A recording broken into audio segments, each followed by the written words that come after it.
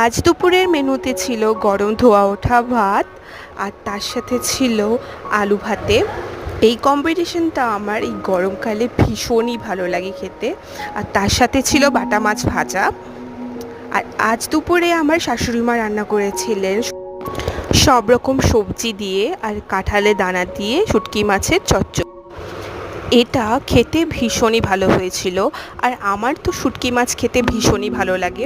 আপনাদের কার কার শুটকি মাছ খেতে ভালো লাগে আমাকে কমেন্ট বক্সে জানাবেন। তার সাথে আজ ছিল ডাল সেদ্ধ। এই ডাল সেদ্ধ দিয়ে আলু ভাতে আর মাছ ভাজা এই গরমে আমার ভীষণ ভালো লাগে খেতে। আজকের লাঞ্চের এই মেনুটি আপনাদের কেমন লাগলো আমাকে জানাবেন।